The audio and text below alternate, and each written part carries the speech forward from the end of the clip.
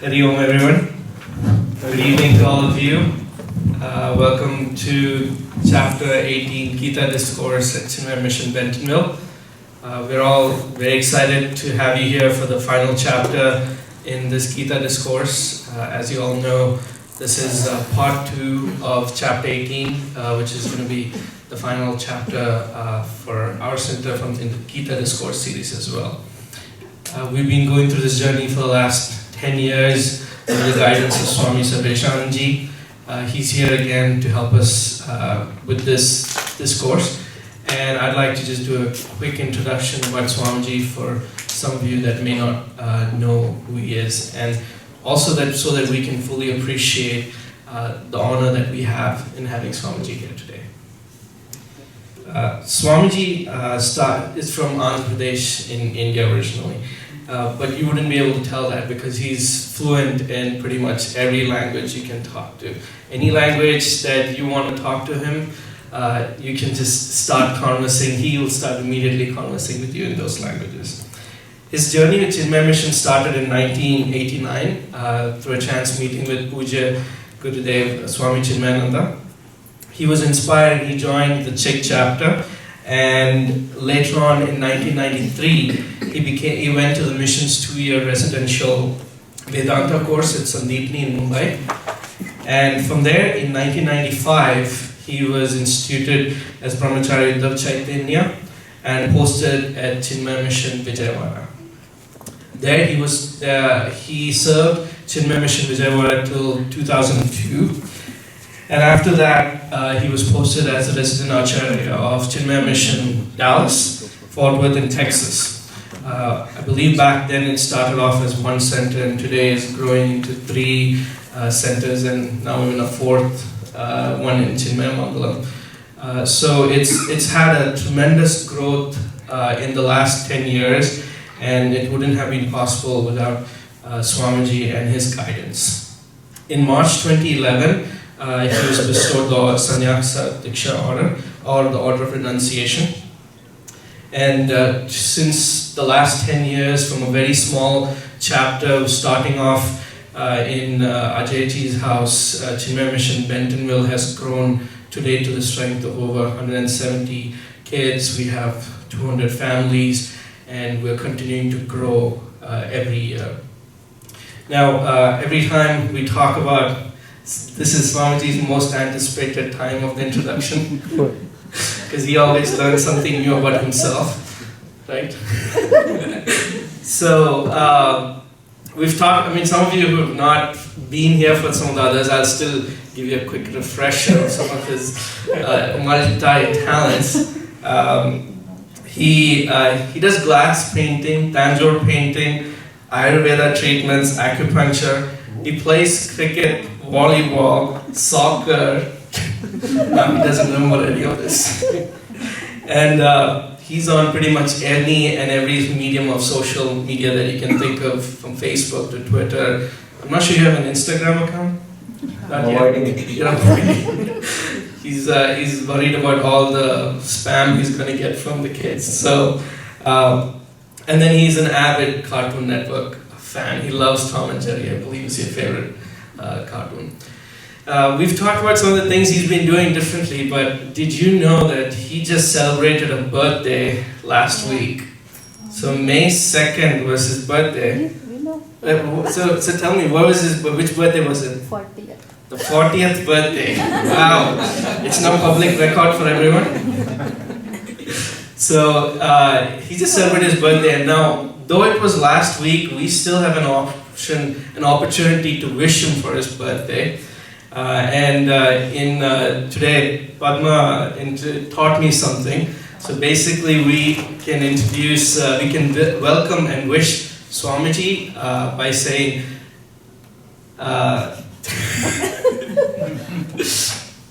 you want me to say? Yeah. Okay. Om Ajaya Namaha. Om Ajaya Namaha, which means salutation to the unborn one. So, will you all join me in unison in wishing Swamiji happy birthday? Om Ajaya Namaha. Right. And then, well, I still haven't told my unique thing, right? So I thought that was it. So, Swamiji had made a pledge to himself, or a promise to himself, that he wouldn't do one thing till his 40th birthday. And that he's now relieved from it, and he may be looking a little more refreshed to you, because till his 40th birthday, he had decided he would not take a nap in the afternoon. So, now he is much more refreshed, and he takes a 1 hour nap every day, pretty much every day. I just started. I can see the change. So, but yeah, that's Swamiji for you. Those of you who haven't met, please take an opportunity to sit back, connect with him. You'll find him someone very much like all of us, down to earth. And we're really honored to have his presence here today. Thank you. Some quick housekeeping also for everyone. Please make sure your cell phones are in silent. And also, when you're going in and out, try to minimize movement, and so that we keep the quiet and sanctity of this environment. Also, Gita. If you all don't have a copy of your Gita, whether it's electronic or physical book, we'll have some Gita books for sale. So just let us know and we'll have them here for you. So, thank you.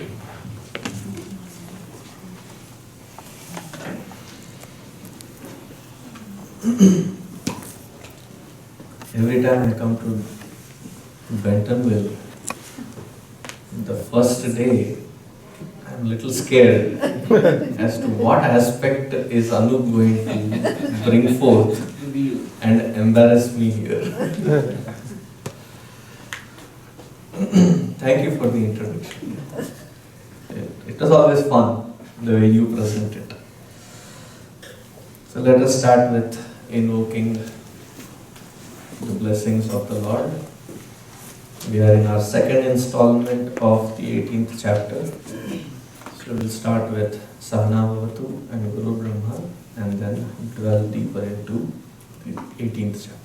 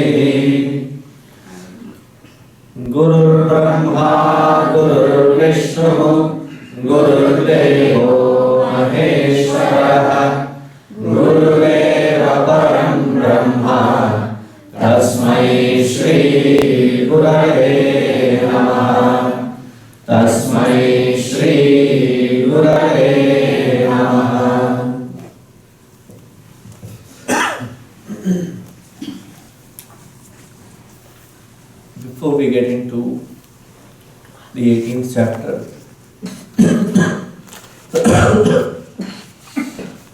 this year happens to be an auspicious year because just few days ago, on May 8th, it was Puja Gurudev Swami Chinmaya's 99th birthday. So marking from May 8th, 2015, all the way up until 2016, we will be celebrating the Chinmaya Centennial celebrations.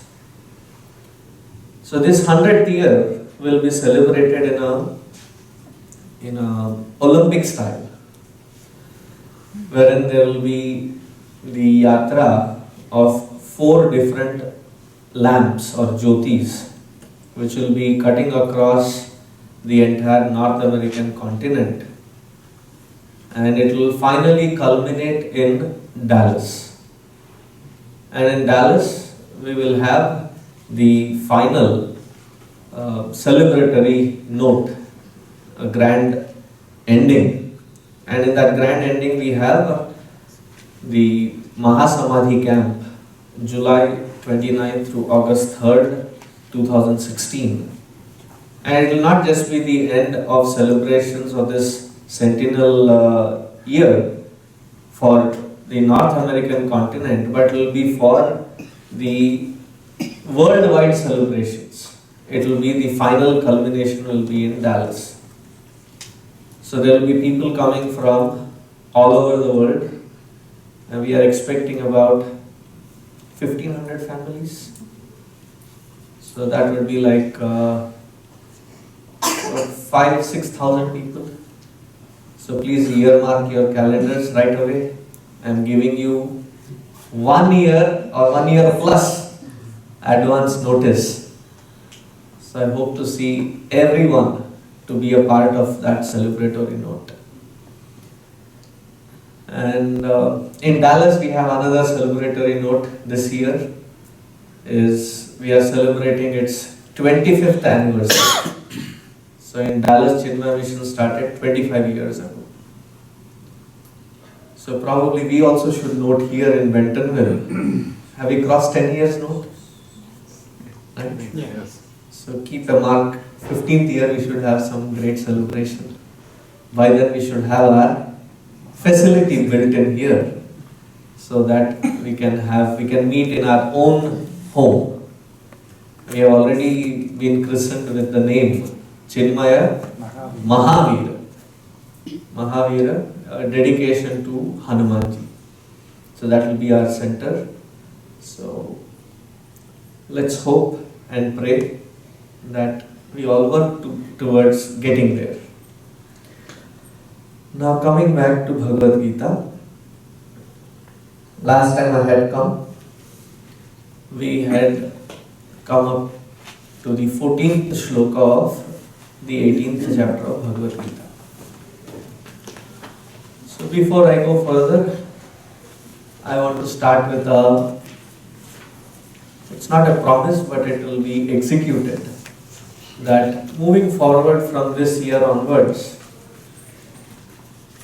I have decided to come to Bentonville every once in 2 months, so that the activities and other things can be shaped up, whipped up into a proper direction as it moves forward.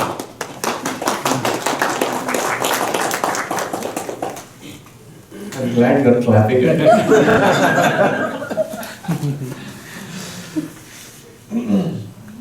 Sometimes when such announcements are made, I am also crossing my fingers. People are not, we thought twice a year was enough, but now 6 times a year.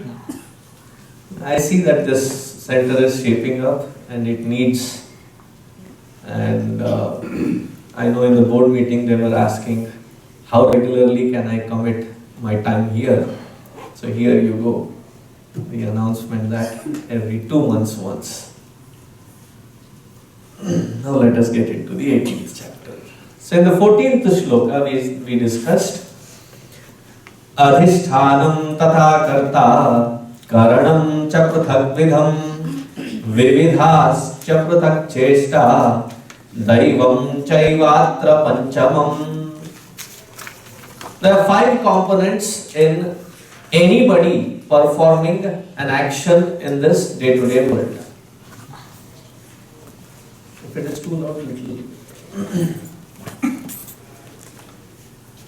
There are 5 components. What are these 5 components? Adhishthanam, Karta, Karanam, Cheshta, Daivam. These are the 5. What are these 5? Adhishthanam, the body. We require a sound, healthy system. Something which is not hangover or we need a system which is hale and hearty. And many Indians, specifically, we are so tied down or tied in to our cubicle spaces. And it just reminds me because I asked someone just before the class, are you working out? So his answer was, I'm working, but I'm working in a cubicle. That we are so dedicated to the work that we take that we sometimes neglect our physical body. Not that the Vedanta has gotten in, it is just a neglect. To understand that I am not this body, that would be our ultimate goal. But we are presently in a neglect wherein without this body to perform the responsibilities and fulfill them would not be a possibility. So adhishthanam, a healthy body. Karta, the doership, the ego, the one which performs through this body in interacting with the world outside. Karta. Now whatever we do or don't do, like for example at this moment what are you doing? You're sitting, you're seeing, you're listening. What are you not doing? Sleeping. Not sleeping. Right? So when you say not sleeping, listening, they're just verbs. What would be a full sentence if you put that verb into a sentence? I am listening. I am not sleeping. I am trying to understand. That I factor is the ego, the karta. On a lighter note, therefore, I don't interact with iPhone or iProducts. Because I stands for ego. Only on a lighter note. Adhishthanam tata karta karanam cha prithak vidam, and various organs of perception. Now this body is endowed with a beautiful synchronization of organs of perception through which we can perceive the world outside. Through the eyes we perceive the world of forms. Through the ears we perceive the world of sounds. Through the nostrils we perceive the world of smell. Through the tongue we perceive the world of tastes. And through the skin we perceive the world of touch.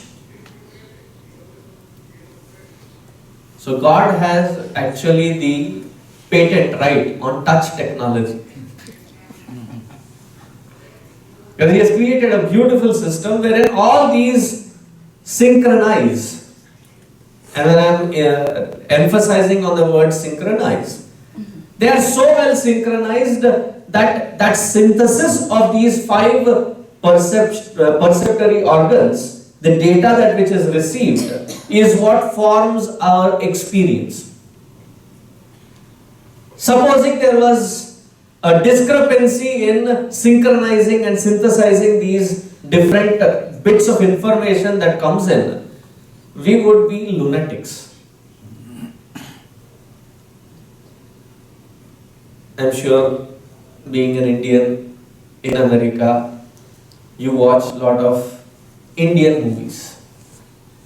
Do you? Do you watch them on what they call as bootlegged, pirated DVDs? I am on record, you are not. So just shake the head. You watch, right? Because of their pirated nature, sometimes when you see those DVDs, you will find that sometimes, annoyingly, that the video is at one pace and the audio is at a totally different pace. Not much, about 3 to 5 seconds gap. But it becomes very annoying that you don't want to continue watching it. It's like the action is doing something, the lip sync is doing something, and the sound is something else. Because the editing or the synchronization was not good. Now imagine that at an experience level, that the organs of perception receive various information, various data through these organs of perception. And they have to be synchronized, they have to be synthesized as a experience. What you see, what you hear, what you smell, what you taste, what you touch, they all have to be synchronized to form a solid experience to go through. And that synthesis is flawlessly happening right since the day that we were born up until the last moment. So Karanam, a beautiful, robust system is being given. When not viewing from this angle, we sometimes stand in front of the Lord or look at our own lives and say, we look at that which we don't and cry. But when we look at all that which we have been already blessed with, He has given not just sufficient, but much more than sufficient. Such an amazing system.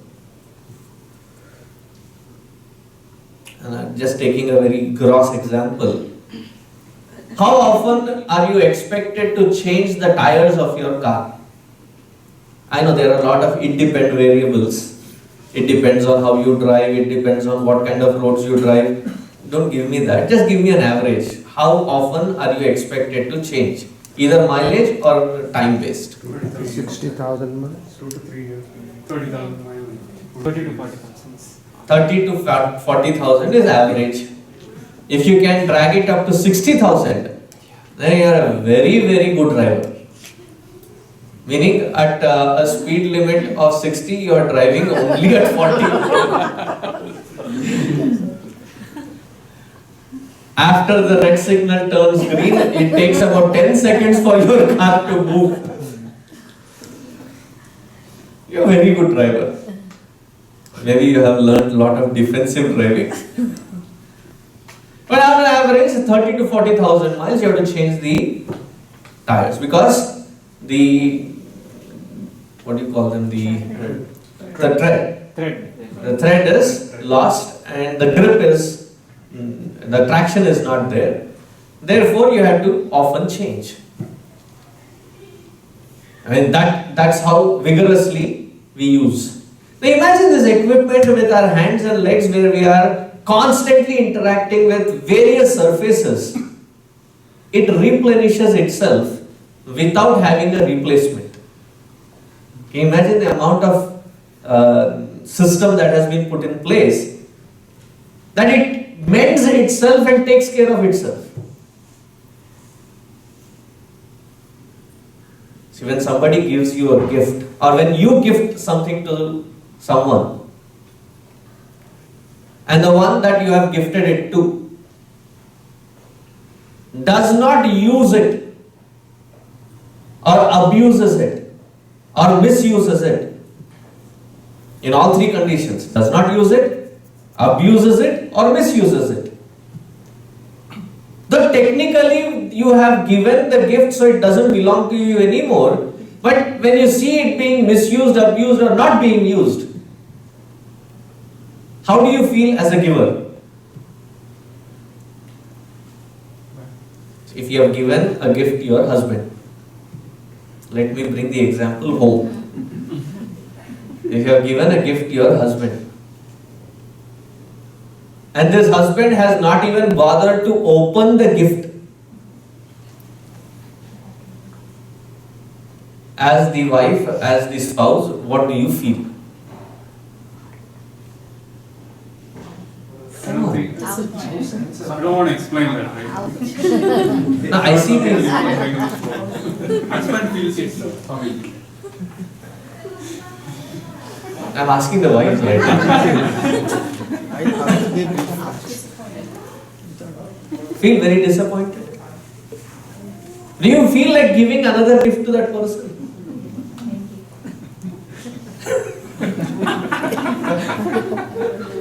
Narayan. A good note to start this lecture.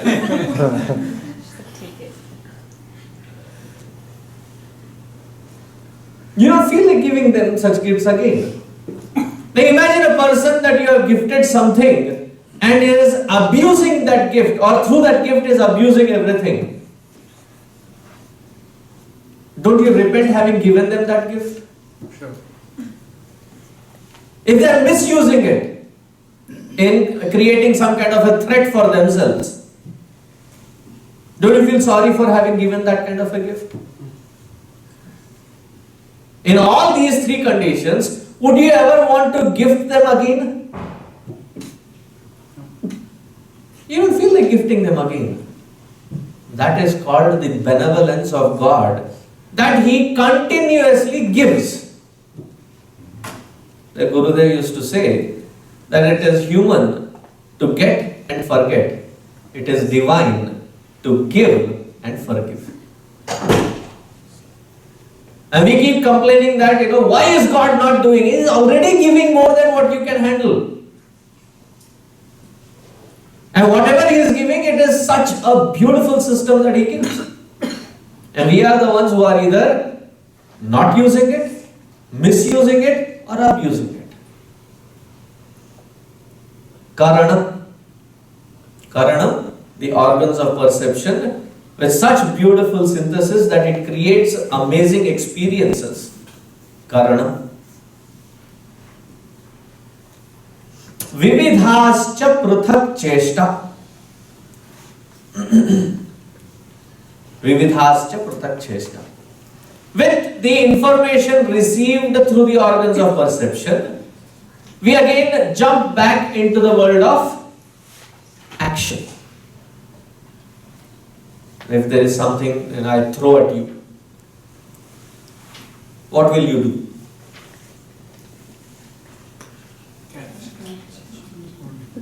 Okay, catch. Duck. Throw it back. Throw it back. The best answer, you can get the best answer from kids always. I was asking the same question in Balavihar, and one kid said, it depends on what you throw. If you are throwing your cell phone at me, I may probably not want to give it back.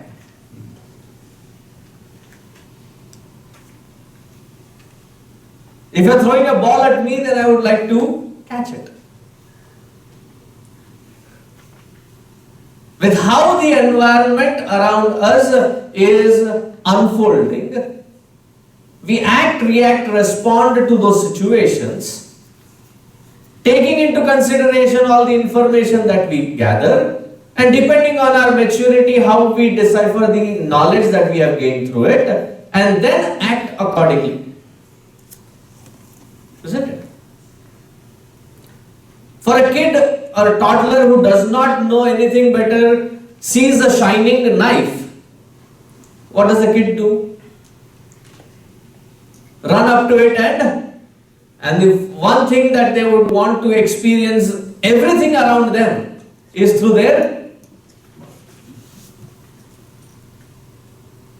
I was at somebody's house, just entered in. That Nakarmana, Purnamada, everything was done. I got inside and the father put the tray down and the kid was there on the floor. There was something in front of the kid, a little, particle. And the father looked at it, looked at the child looked at it, looked at the father. And just 3 months old. Barely able to crawl. Moment sees it and this interaction is happening all in fraction of seconds. Before the father could shout, "Don't!" the kid has already picked it up and looking, sheepishly at the dad. You are late. I already did it before you said it. The kid always wants to experience the world first through the taste. And this time around it is a knife. The kid does not have the maturity to know that it is a knife and it can be harmful. It can be dangerous. If it is in the same thing is in the hands of a loving mother, it's a beautiful instrument that can be used to cook. If it is in the doctor's hand, it is a good instrument as a scalpel to help the patient. So the information is taken, it is processed based on the maturity, and depending on that maturity, we act, react, and respond through the organs of action.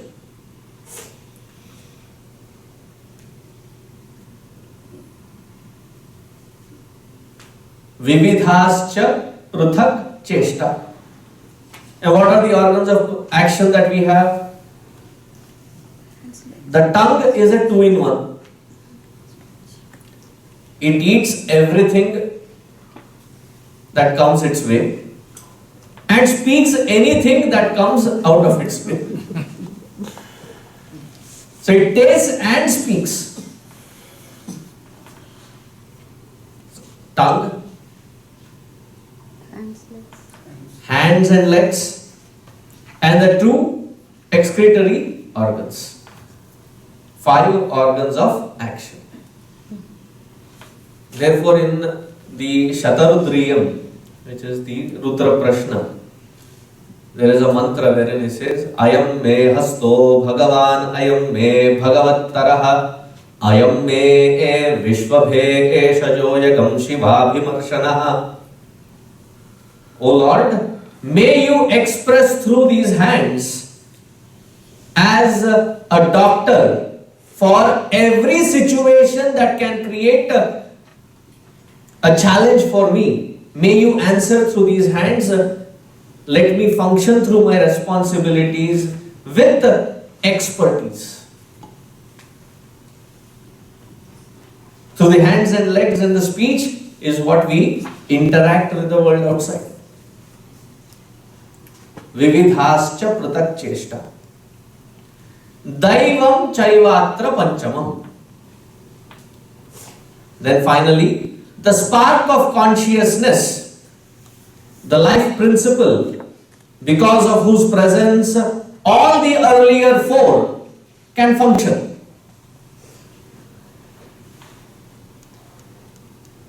We have thirst and hunger. We have various desires to be fulfilled. We have various actions to be performed. All that is a possibility only if that person is alive and kicking. I had the fortune to be with Puja Gurudev in a yajna in a Jnana Yajna in Chennai.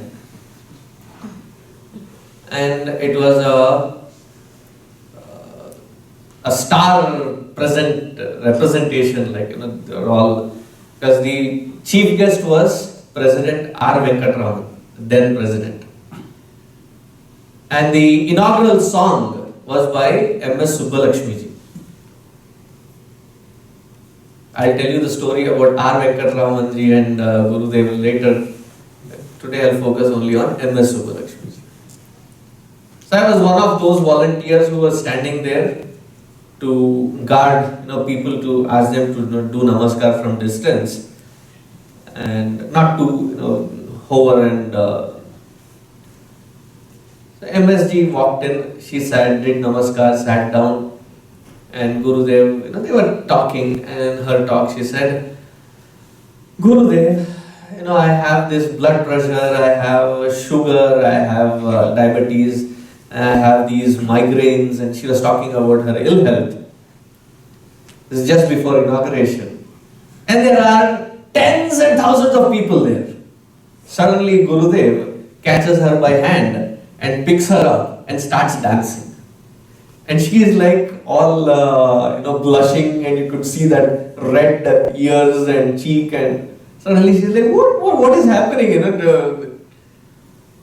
Gurudev says to her, looking straight into her eyes, celebrate, because disease is a blessing for those who are alive. Dead cannot be sick. So if you are having sickness and illness, recognize that you are alive.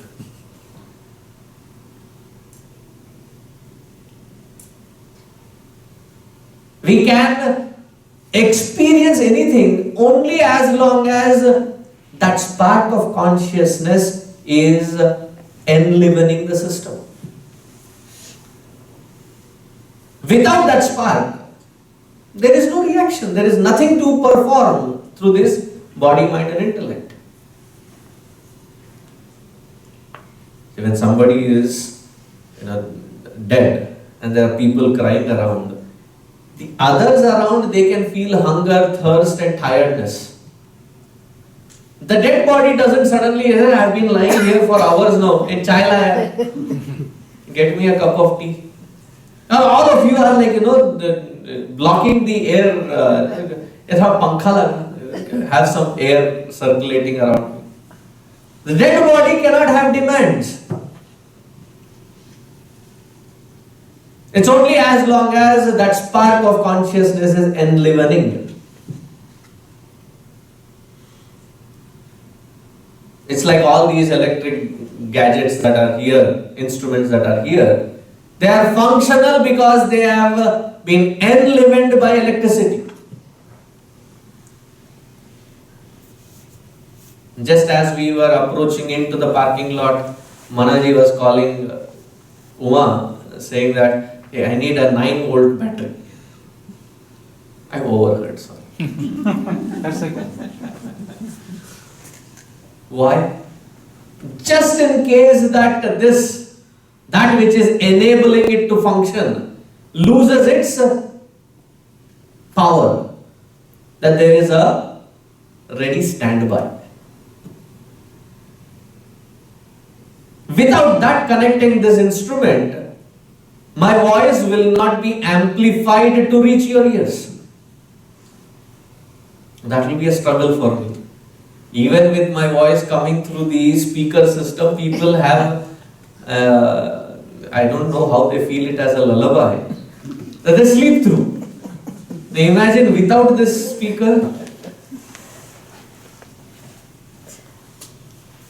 Just as these instruments require to be enlivened by that power, that which enlivens, that spark of consciousness, is called Daivam Chaivatra Panchamam. Another beautiful pointer to learn from here. Where is God?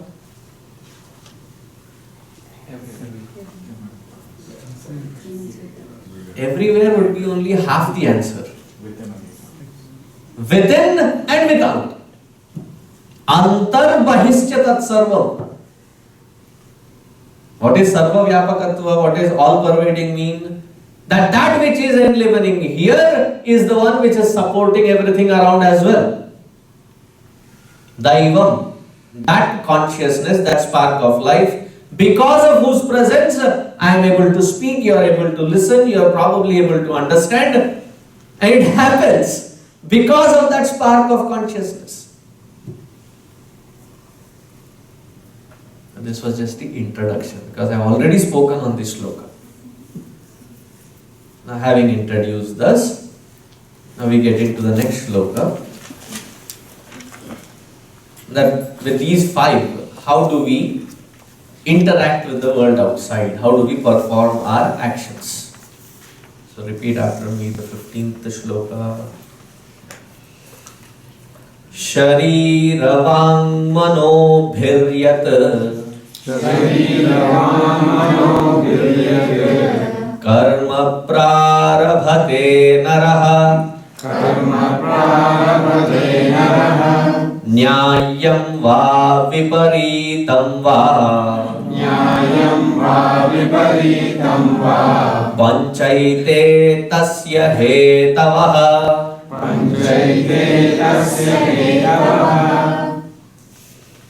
Whether a sinner sins or a monk meditates, any action can happen only when panchayete hetavaha.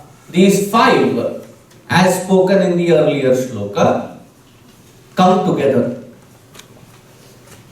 Nyayam va viparitam va. Those which are meritorious deeds or those which are sins. Any one of them can be performed only when these five are in place. Nyayam va viparitam va. The right deeds or the wrong deeds. Sharira vang manobhiryat karma prarabhate naraha.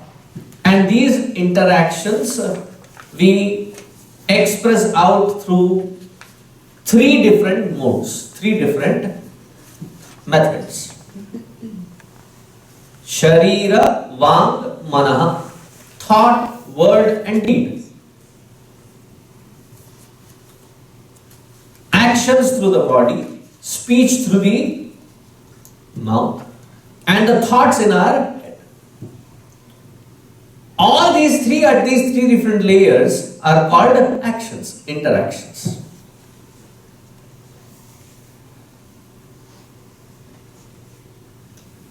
And all these three can be nyayam or viparitam, meritorious deeds or wrong deeds.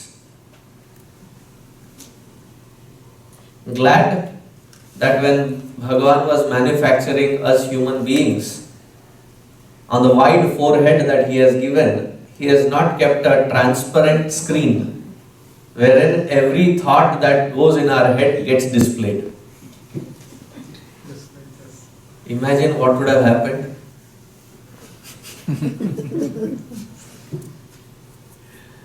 You see somebody and then you're like, oh, long time no see. पता नहीं क्यों आया.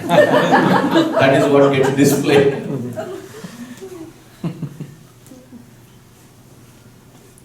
Maybe you came, shouldn't you have informed me? Everything gets flashed on there. Good.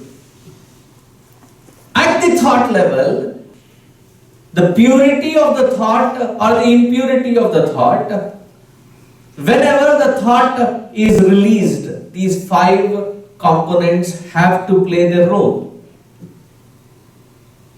At the speech level, though we use that stupid word called sorry, I didn't mean it. It came out wrong. I'm sorry. Through the speech, nyayam or viparitam, the right words in the right moment, or the right words in the wrong moment, or the wrong words in the right moment. However be the mode. When we speak, these five components pitch in to make that action at the speech level. The same five components are required to interact with the world of objects, interact with the world of emotions, to interact with the world of ideas, thoughts and convictions. All these five components make it a necessity for these interactions to happen.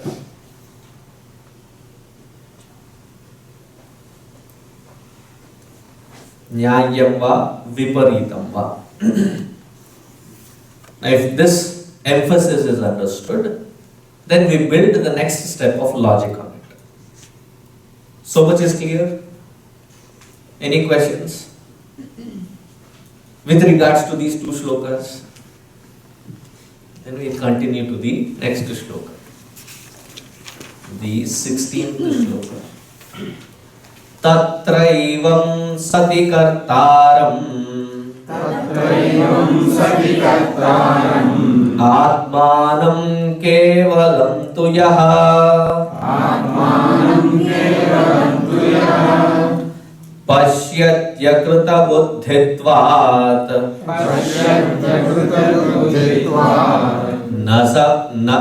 nasa pashyati durmatihi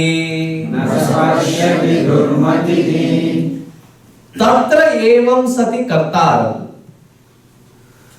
If this is the case, it's like Bhagavan is building a case study. The logic and the functionality of that logic, sequential order is explained. If this be so, If that logic is flawless and if that be so, then tatraivam sati. Then what happens? And he says, Atmanam kevalam tu yaha. Or Atmanam tu kevalam yaha. There can be pathantara. The two can go anywhere.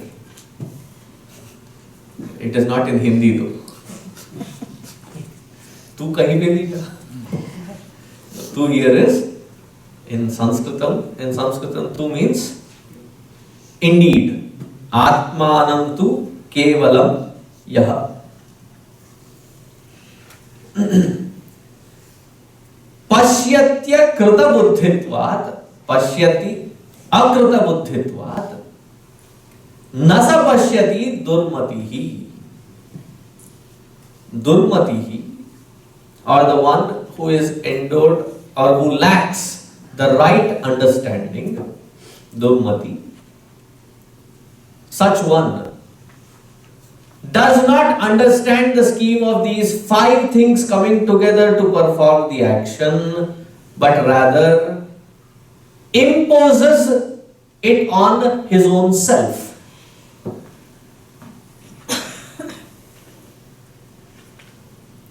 It's a very powerful statement made there.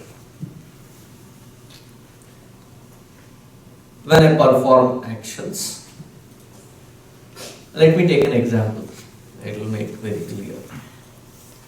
Whenever I perform action, say for example, I am someone who has taken the responsibility to cook, feed and take care of the family. Usually the mothers do. Anyway, by the way, Happy Mother's Day. Though I don't believe that it should be one day in a year that has to be a Happy Mother's Day. It should rather be every day a Happy Mother's Day. Without that spinal, the backbone called mother, family cannot run. So may every day be a Mother's Day. So when that mother takes care of a lot of things, most of the interaction comes onto the dining table. When you serve, and suddenly the kids or the older kid, the older kid, I'm looking at them.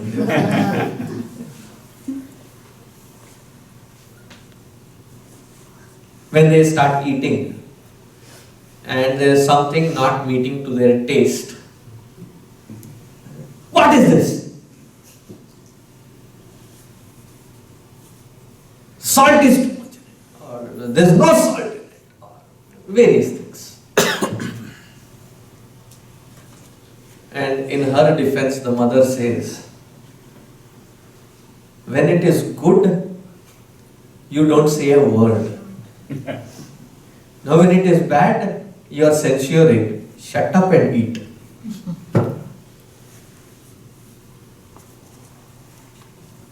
Is it a normal experience? 100% okay.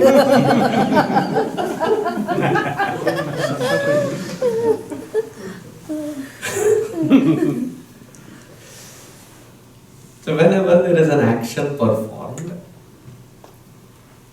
instead of viewing the action as a culmination of these five different components coming together, we take the complete ownership that it is the self, and the self has been wrongly ascertained as the instruments, as the ego, the doership, as the organs of perception, organs of action, and takes the wrong ownership of it.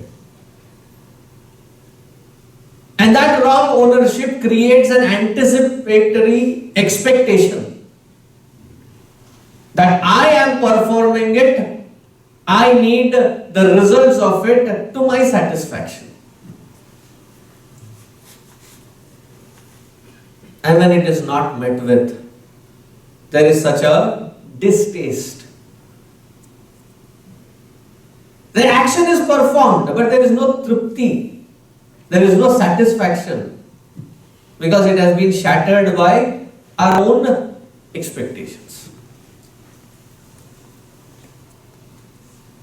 More profound would be at the conviction or the thought level. Because in an Indian community, in our culture, it has been drilled very deep that we seldom see the difference. At a decision level, when I make a decision and I want that decision to be implemented, if people around me accept the decision and start implementing, I immediately infer that their acceptance of the decision is respecting me.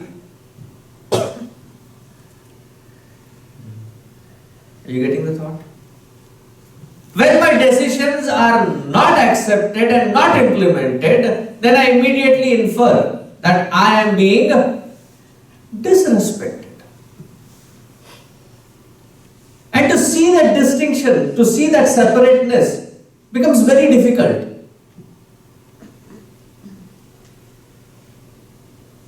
Especially when it is an interaction between two generations or between who holds the authority. So once in our, I think I have given this example earlier, in our board meeting we had assigned somebody to work on a project, to give us the scope of that project and how to execute it.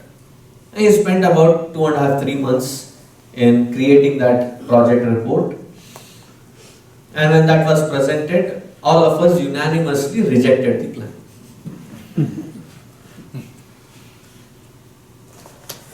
And the meeting concluded at 9:30. At 10:15 I get a call.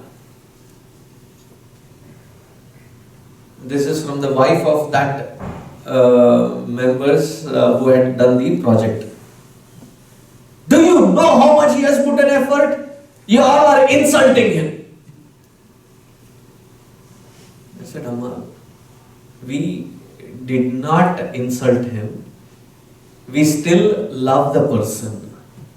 What was rejected was just the thought, not the person. Are you getting the distinction? We many times lose that focus. That it is not the thought but the person who is rejected or accepted.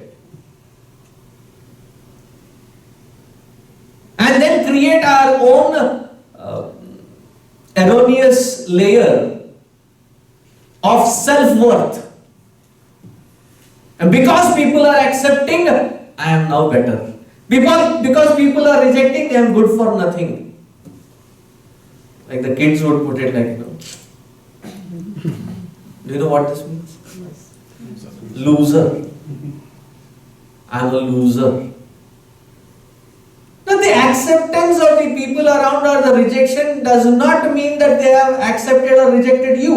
It is the thought which has been accepted or rejected. But we are not able to separate ourselves from that layer, which is the component of these 5 things coming together. I wrongly ascertain it on myself.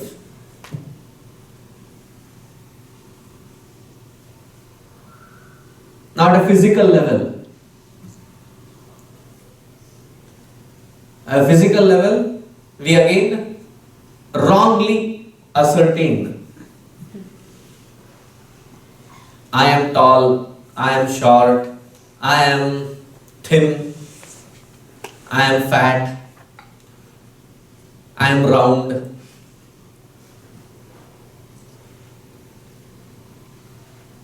I am white, I am brown, I am deep brown.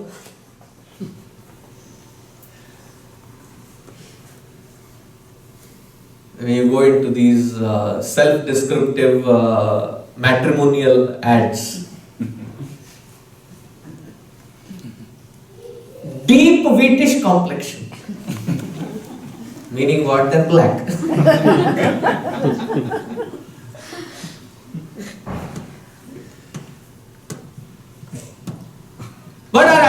identification with that is so strong that when people are recognized with what they are, they feel offended. Try calling a bald person bald. Try calling a fat person fat. Try calling a black person black. Try calling a short person short. A shorty.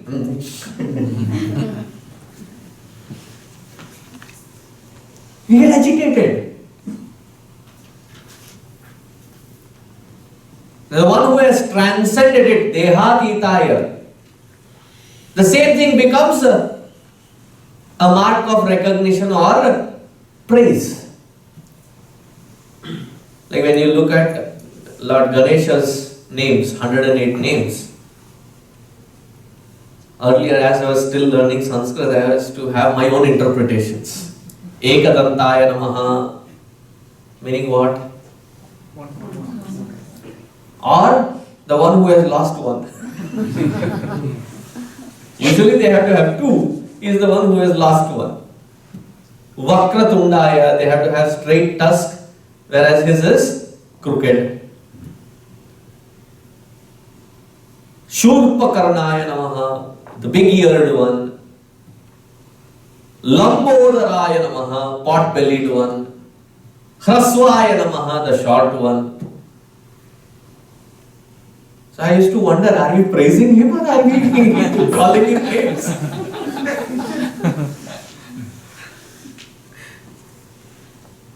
Like if in our world, when somebody calls a short a shorty, fat a fatty, we feel offended. Whereas for him it is a praise. We are so attached, identified and take the wrong identification as a reality that we are caught up at every single layer. Thought, word, deed, body, mind, intellect.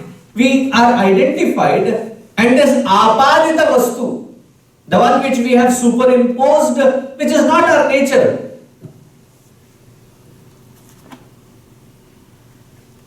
The clarity of discrimination, the clarity of separateness, that is an instrument, I am the one who is using the instrument.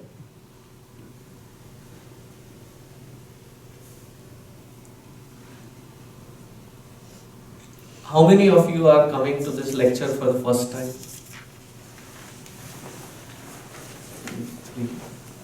Do you drive in this country? Do you drive here? No. What are you driven in? What car? Number of cars. Oh, Number of the cars in India. so tell me what you usually drive. Honda City. Honda City. What car do you drive? Honda Fit. You've changed the vehicle Yes. recently. The history behind I would love to know that. So that I can use it as an example. Honda City. What year? 2015. 2015. Awesome. Odyssey, Honda Odyssey. Year also. Yeah, 2002. 2002. What car do you drive? Toyota Sienna, 2009. What car do you drive?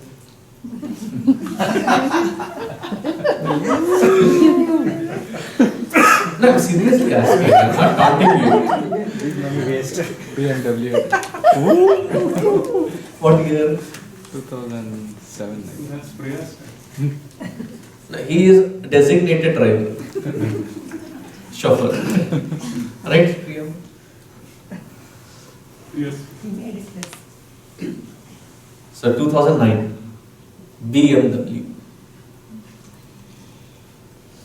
So when you introduce yourself, do you introduce with respect to the vehicle, the instrument that you are using? Hey, hi, I am Nissan Maxima 2000. Glad to meet you. I am Hyundai Tucson 2014.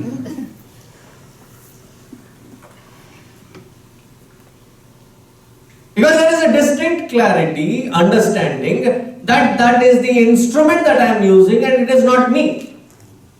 I am the master of that instrument and hence therefore I am not the instrument. And it's a totally different case if you are driving a Rolls Royce or a Ferrari or a Lamborghini. Who are you? That Ferrari?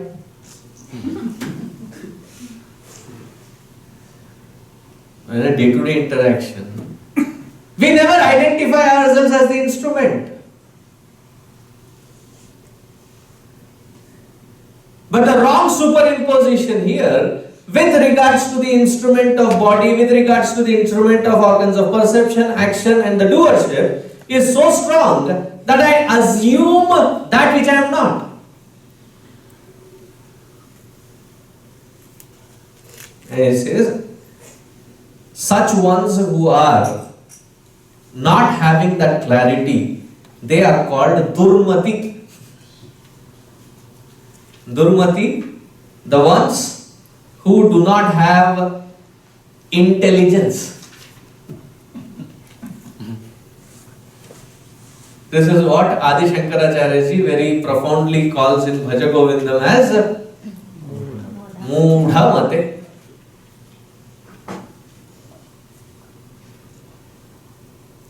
And we coming with our own set of attitudes that I am educated, I have gone through this university, I have gone through this kind of training, I am a Six Sigma, I am a PMP and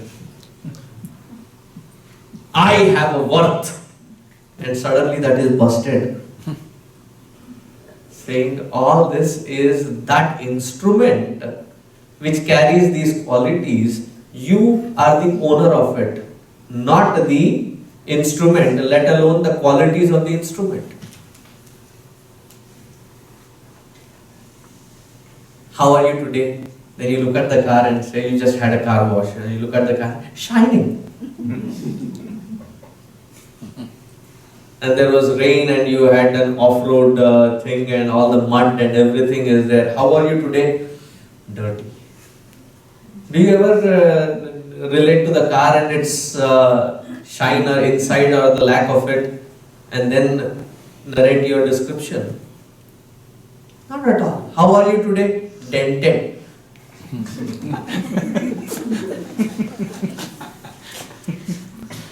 How are you today? Totaled. You won't talk if he is total. That was not like 3 weeks back. Narayana. I would love to listen to that story. It's no story. Okay, I'll listen to it from others. We never relate ourselves with that car because we know clearly. Similarly are these instruments. Providing more clarity into this thought, the next shloka. Yasya naham krito bhavaha buddhir yasya na lipyate hatva pisa iman lokat nahanti na nibadhyate yasya na aham kritaha bhavaha. The one who has relinquished ahankara. That is a very subtle concept and it does not have a tangible. Like when you talk about body, there is a tangibility to it. When you talk of emotions, there is a tangibility because you feel it. When you talk of a conviction, there is a clarity, you know it. When you talk of ahankara, there is lack of that tangibility which makes that concept very vague. What is ahankara? That is usually the translation. Ego. What is ego? That's simple, Swami. Ahankara. Yes, we know the words, What does it mean? What is ahankara? What is the description of it? That I am the doer. I am the doer. Again, it is a conceptual thing which needs tangibility to it. If you look at that word itself, aham karaha, aham, I, and its akara, shape or description as I have ascertained.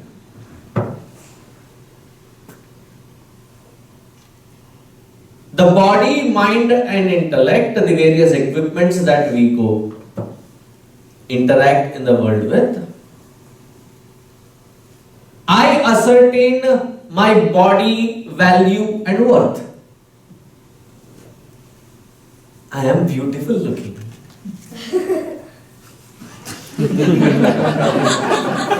Thank you, sweetheart.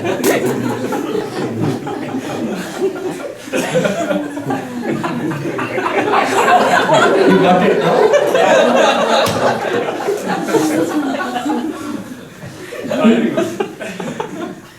Amazing clarity. Thank you.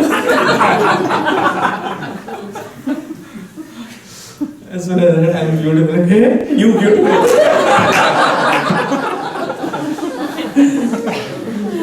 Mirror lapatya munji.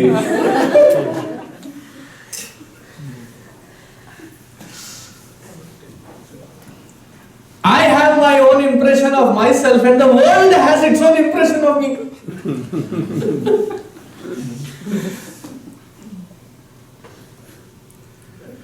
Ego buster. I am smart, I am intelligent. Please don't laugh at it.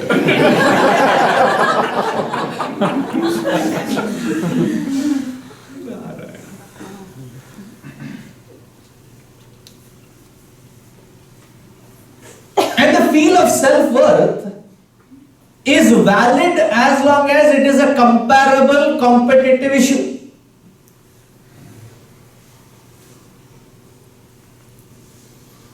What is the smartness and intelligence and beauty decided upon?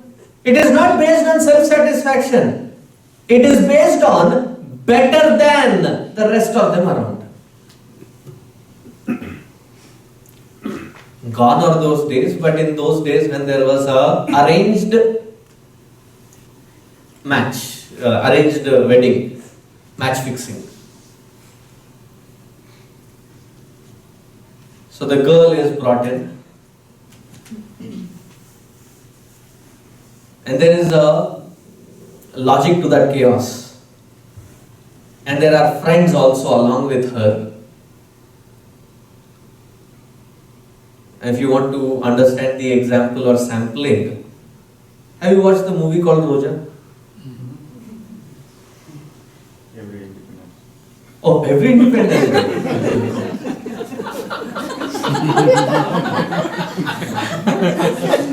So you have watched it about 22 times. At least. So the older sister is brought in. And when the older sister is brought in, the friends, if you look at them, those friends are invited in whose presence this girl is highlighted as most beautiful.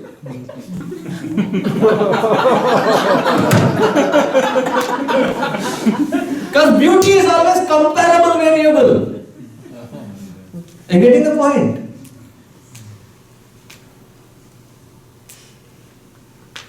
हमारी बेटी इनसे बेहतर है.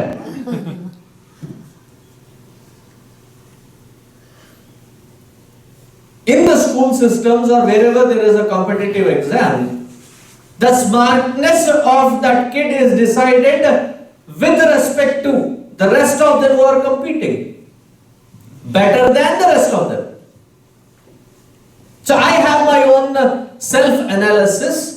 Based on that, I create my own impression, my own image. And then there is the world which is looking at me and I get a feedback from that. Pay attention. The size of my self-worth that I have visualized for myself, say it is this big. Now, as I said, I am beautiful, and she laughed, and suddenly it is smaller than what I thought. The moment I compare my own image with the world and its projected image of me, if it is lesser than me, I feel dejected, I feel depressed, I feel like a loser. If it is bigger than me, oh, that also is a possibility. I feel good today. Why?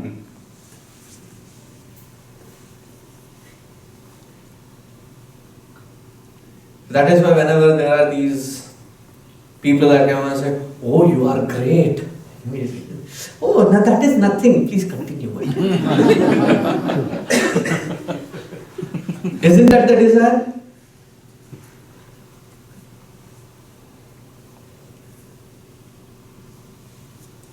You are Indra, you are Chandra, you are Mahan, you are this, you are that.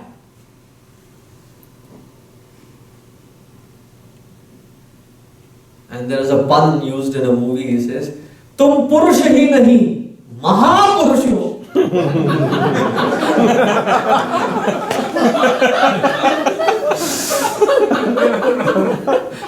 And the reaction on his face is worth noting at that moment when he said that, Tum Purush hi nahi, Tum Mahapurush ho. Immediate, striking change. So based on my own body, mind and intellect and its worth that I have deciphered for myself, I create an image for myself. That image of self-worth, that akara of aham, that which I define myself as I, that akara, the shape that I have given, the worth that I have given to it, is called ahankara. Does it make sense? Am I reaching? And when does it get pricked? As a comparable variable, when I bring in the world and its projected image about myself, when it is lesser than what I have created about myself, it gets pricked.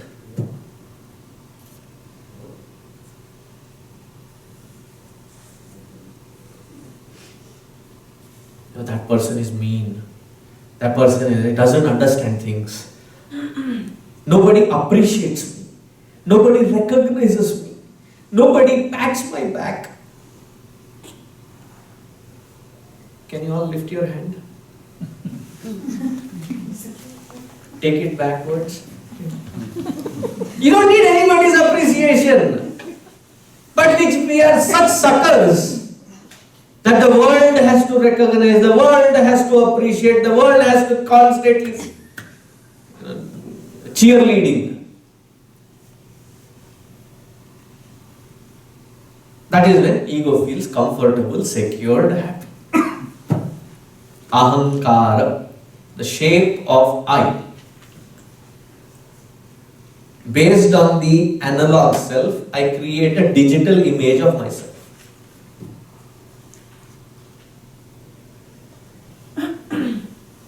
Now, a little tangent, but worth understanding. When we come into the spiritual field,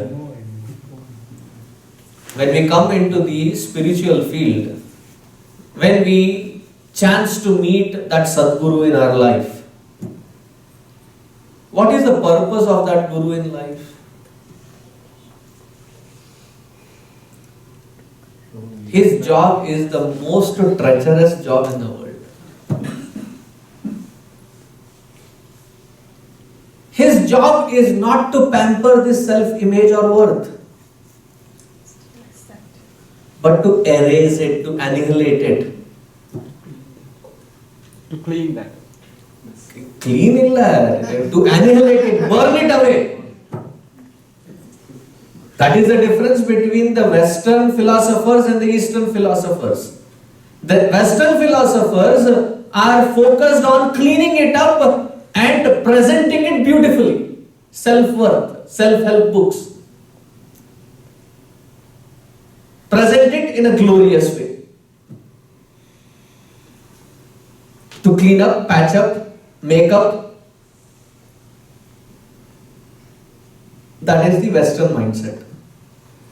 Whereas the Eastern mindset says that is not your existence, that is the assumed form of yours, and you can exist, survive, not just survive but thrive as the consciousness.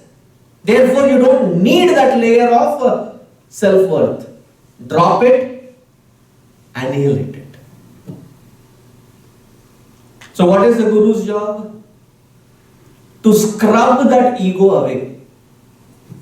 Not to polish it, not to shine it, but to scrub it away. Therefore, in the Guru Stotram, there is a shloka, Na Guror Adhikam Tattvam, Na Guror Adhikam Tapaha. Tapa means what? Heat. So, being with a Guru is a hot situation. Tapaha, it is a tapascharya. Why is it a tapascharya? Because the Guru's job is not to pamper that ego, but tamper with it in its annihilation.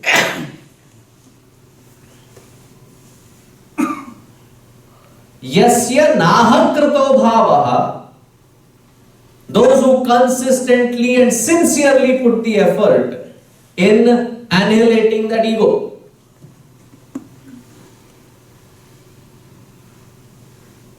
And it is not a one-day job. And there is a method to this madness.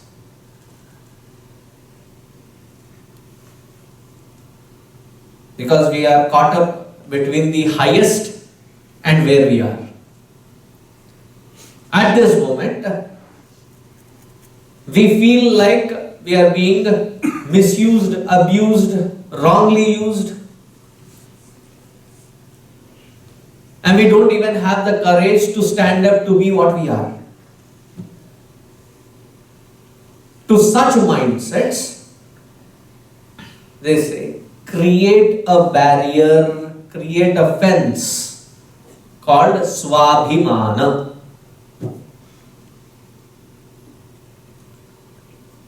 And nourish it with the value system and the morals so that it is a robust Swabhimana. Sattvic Swabhimana. But it is an intermediary step used to cross that ego and not to settle in that environment. You create that fence around of Swabhimana wherein you tell the people, hey, this far is fine, you cross this, I ain't be this good anymore. You cannot trample around me. You cannot be misusing me. I am not your, what do you call that? Doormat. That is Swabhimana. You create a fence. Slowly work on that fence to reduce that to a point wherein you do not require that fence anymore. That is called liberation. Liberating oneself from one's own idea of self-worth.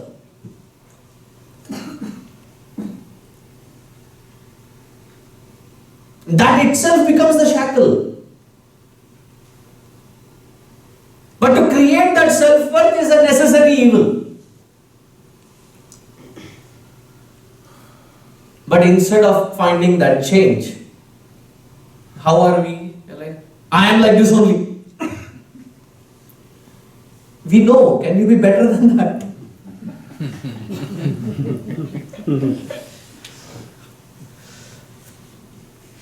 And there was this person who gave me an awesome logic. He said, I don't want to change. Because if I change, I will not be me.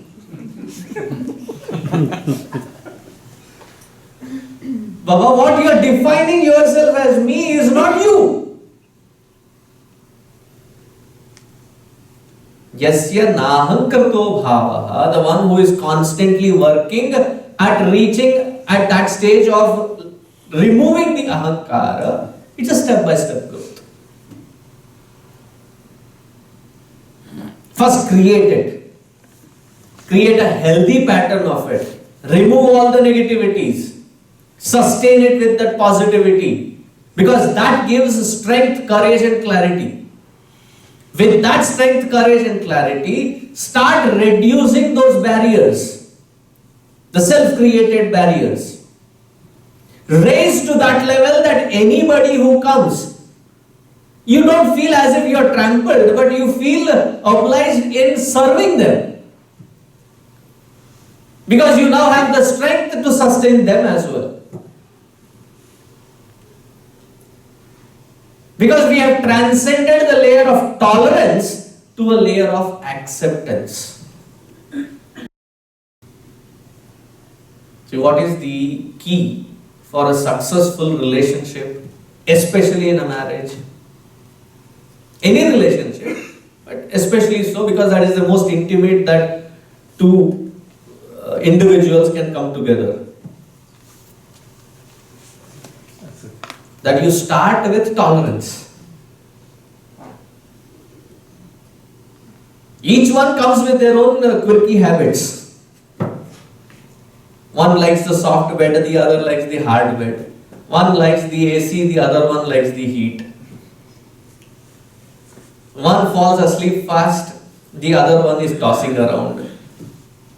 And to add, rubbing salt into the wound, the one who sleeps first starts snoring.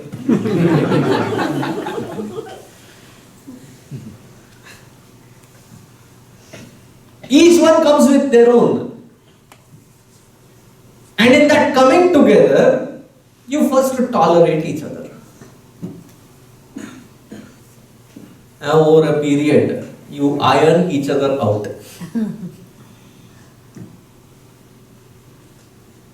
And going through ups and downs of various aspects of life.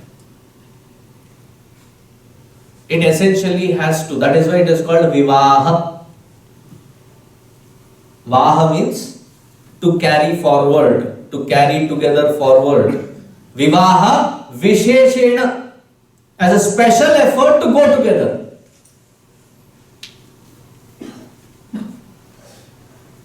Go together to a point wherein these intermediary ups and downs and the individual tolerable quirkiness is transcended. You accept the person for what they are worth as is.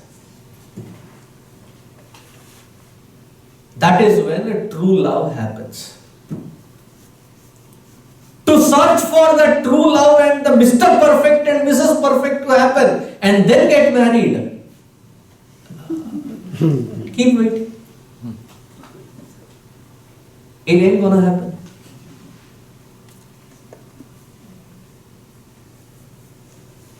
Perfect love is a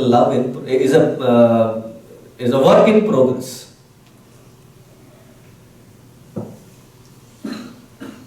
They say love at first sight. But immediately they also say love is blind. After the first sight, you lose sight. And in that blindness, there is only tolerance and there is a breaking point for that tolerance. Unless we learn to accept and grow.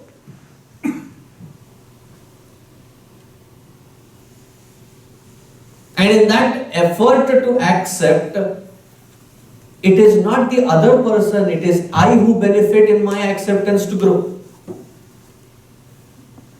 Now apply that in every aspect of relationship, anywhere in the world.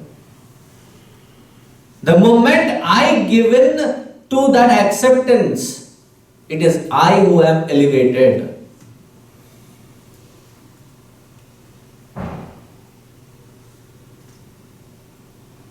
The rigidity is gone. In that acceptance, you blend in to oneness.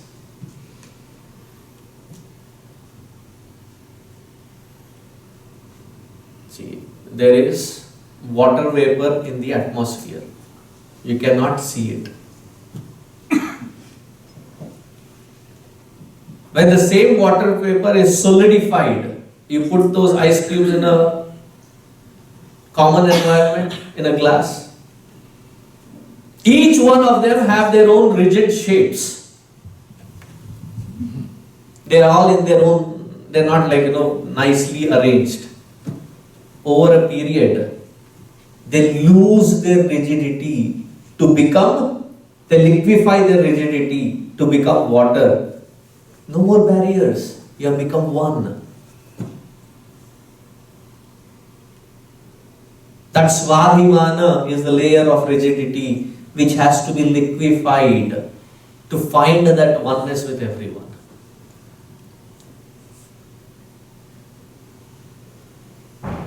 Then there is no fear of being taken for granted. Rather, you feel proud that you are being taken for granted. Why? You are the giver there, not the taker. Yasya naham kruto bhavaha. That ahankara is to be understood and then create the layers in reducing the rigidity. Buddhir yasyana lipyate. Such buddhi has elevated itself to not be caught up in anything that has a form or shape of rigidity in it.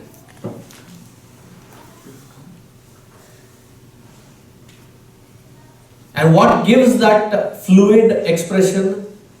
Clarity of buddhi gives that scope to remove rigidity from life. Am I getting across? Hatva pisa iman lokan nahanti nanibadhyate. Such individual cannot get caught up in anything worldly. Such ones have the scope of being liberated. Liberation is not a sudden, as we see in the movies, suddenly there is a glow on the face. That is a camera trick. Now add Photoshop, Adobe Photoshop to it, and there is so much that they can do these days. Suddenly there is a halo.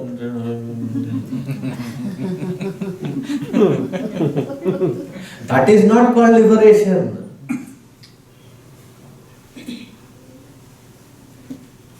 If that be the scope of realization, carry a flashlight on the back.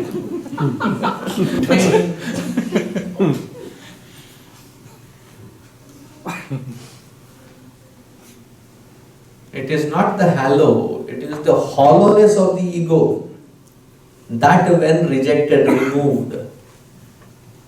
So what is liberation? Liberating oneself from one's own wrong, erroneous perception of one's own self.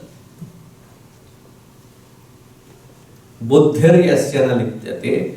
Sa iman lokan, in this very life, liberates oneself from every possible erroneous perception.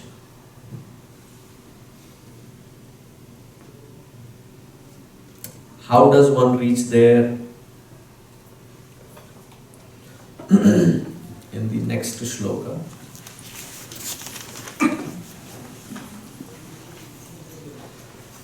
Jnanam jneyam parijñāta. Jnanam jneyam parijñāta. Trividha karma chodana. Trividha karma chodana. Karanam karma karteti. Karanam karma karteti. Trividha karma sangraha. Trividha karma sangraha. So further analysis of how to get beyond one's own limitation is given in here, which we will continue tomorrow. Om Purnamadaha Purnamidam Purnat Purnamudachyate Purnasya Purnamadaya Purnameva Vasishyate. Om Shanti Shanti Shanti. Harihi Om. Shri Gurubhyo Namaha. Harihi Om.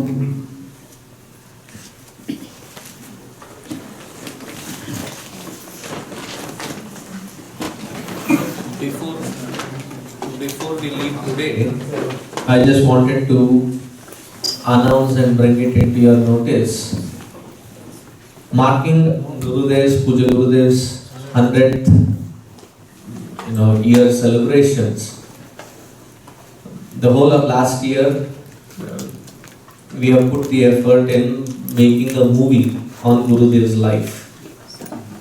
And the movie got released in India, and this year here, in just last 1 month, we have been releasing it in various cities across US. And here in Bentonville, there will be one showing. We will be premiering that particular movie here next week. The movie's name is On a Quest. As to what made the young atheist, he was an atheist, self-proclaimed atheist.